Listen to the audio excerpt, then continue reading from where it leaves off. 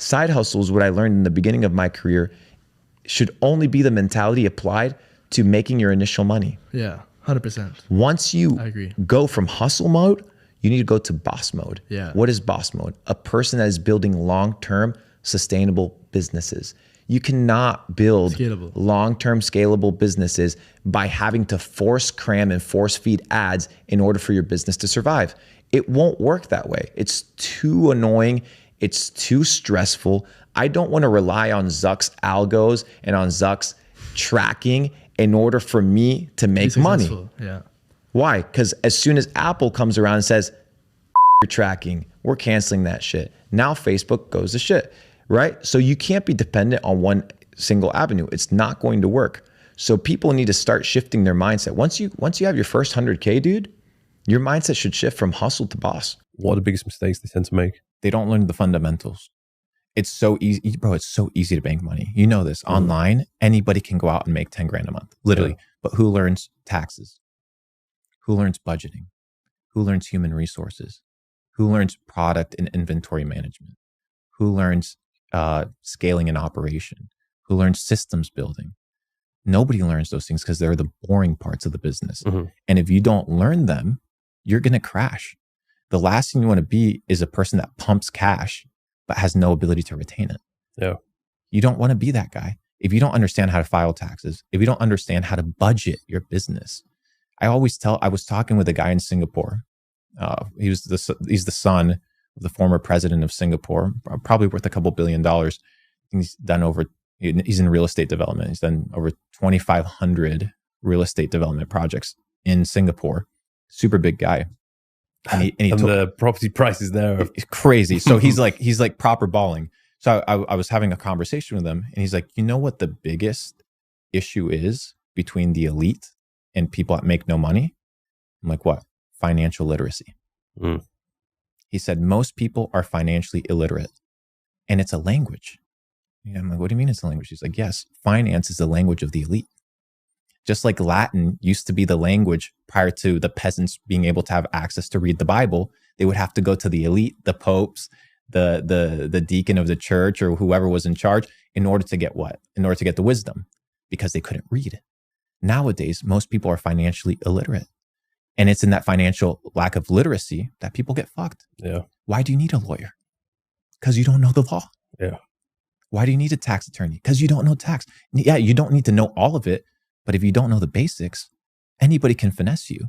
And I think that's the biggest issue up and coming entrepreneurs and even developed entrepreneurs make and end up getting screwed on, is they have not developed financial literacy because it's not sexy. I think it's about the information that you have and about the level of conviction, because you have to be convicted about something, right? You have to put your chips on the table about something. And the last thing you want to do is live the what if game. I can always make more money, right? I by no means am I advocating, hey, if you have $5,000 in the bank, go put all of your money in crypto. No, go learn how to make money. Go learn how to develop cash flow. Go learn how to build a business. I had enough money whereby if I lost that money in crypto, I knew I was going to make it again. But it was a bet I was willing to take. And I took the bet and it worked. And I realized that if I lost that bet, I was okay too. Why? Because I developed the skills to build and scale digital businesses. So it wasn't a confidence on the decision. It was a confidence in my ability to make decisions. Yeah. Based off of the skills that I had developed. Yeah. And if the decision doesn't play out, that's okay, because I have developed the skills and I have trust in who? Myself. I'm going to fuck up, but it's all a game of probabilities. It's not a game of luck. And you have to increase your probabilities by increasing your skill set. And that's what a lot of people don't do. They don't work and they don't increase their skill set. Leonardo da Vinci famously said, God will sell you anything at the price of labor. And that is true. So what you have to do is, if you want something, you have to work for it. And most people that think that the world is based off of luck have never truly worked for something. Not enough to understand that luck does not exist. It's merely a game of probabilities. You work hard, you work more, you work longer, and eventually you can increase your odds of success. Your mind is programmable. The question is, who will program it? Will you program your mind? Or will your mind be programmed by other men, by circumstances around you? Weak men think that the circumstances that are around them are created by chance, right? That it's just random, it's accidental. It's an accident. But then you have the people that understand that circumstances are created. They don't just occur, they are created. That you then have the ability to create the circumstances in the life that you want. So if you're currently living in circumstances that are not ideal for you, create the circumstances that you want. I can? Yes, you can. But you have to believe that it's possible, right?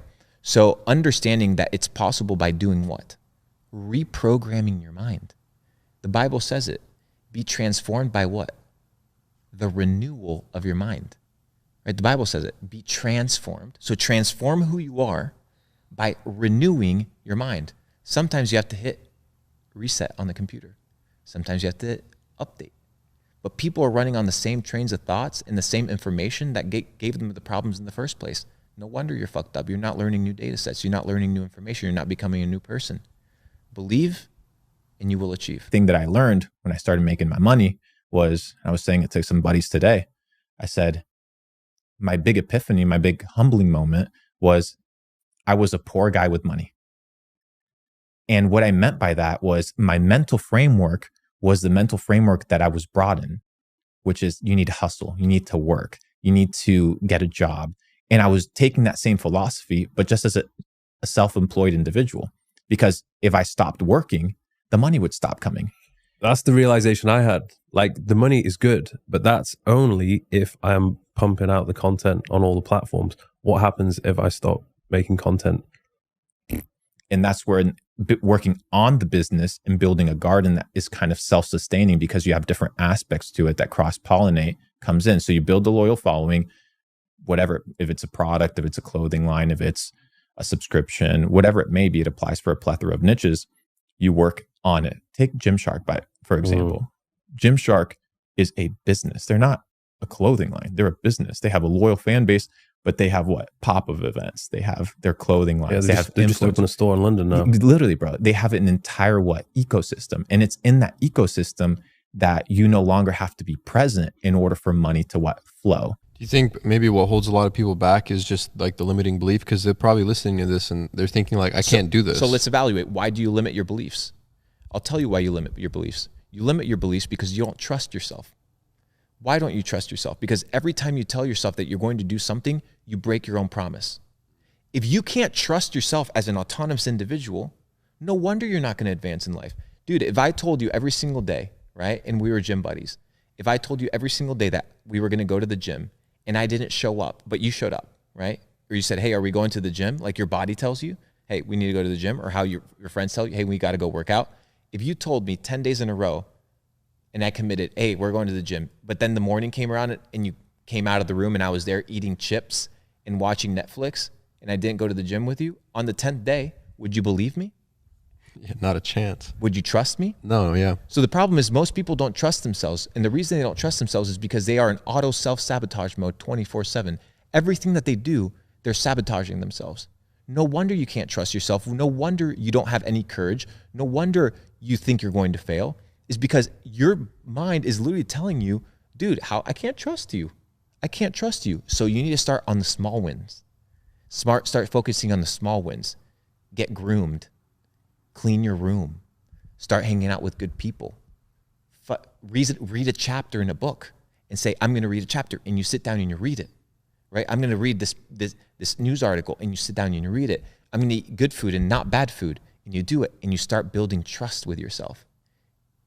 Trust, reputation, rapport. And then you realize, wow, I can actually do anything that I want because I trust myself to do it. So learn how to trust yourself by doing the small things right. And how you do the small things is how you do the big things. So focus on the small things. Focus on laying down the bricks. And soon, when you zoom out, you'll have a wall of China that'll be so big beyond comprehension, people won't be able to even understand what was built. It's because every brick that you laid was done with perfection. Small things. Now, the working class hasn't changed ever since this idea of peasant was established, which was during feudalism, right? The peasants were the working class that the feudal lords would basically let them work on the field to feed themselves, and the rest would go into storage or be sold. Basically what happens today. You go, you work, you get a little bit to feed yourself, right? And then you're in a situation where you have to give back to the king through taxes, right? So you're left with half. And then you have debt, and then you have inflation, right? So you barely meet paycheck. 70% of Americans live paycheck to paycheck, or in fact are even in debt. So now you're in a situation whereby the system is attacking you 24/7. You're like, whoa, is this by design, or is this just how it's supposed to be? And then you realize that the system is created by people, and people create the system with rules. But everything that is man-made can be broken, just like hacking into a website. People hack into the rules, hack into the laws. You don't think there's lawyers out here, judges out here passing policy that is convenient for them? Think this is heaven? No, it's not. It's the real world. People cheat on a Monopoly board. You don't think they're going to cheat in the real life when there's billions and trillions of dollars on the line? What type of reality do you live in, peasant? Because you don't understand how the game is played. You are sitting where you deserve to be.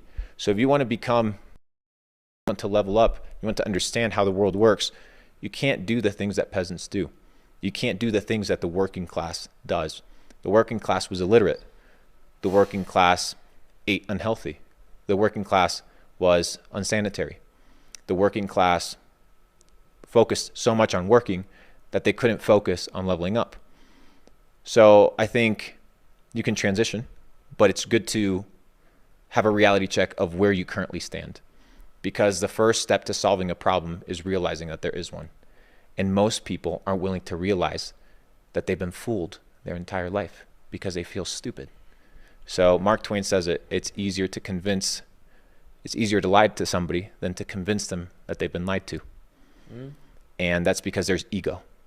So get your ego out of the way, become a student of life, and level up the video game character. It's pretty straightforward, G.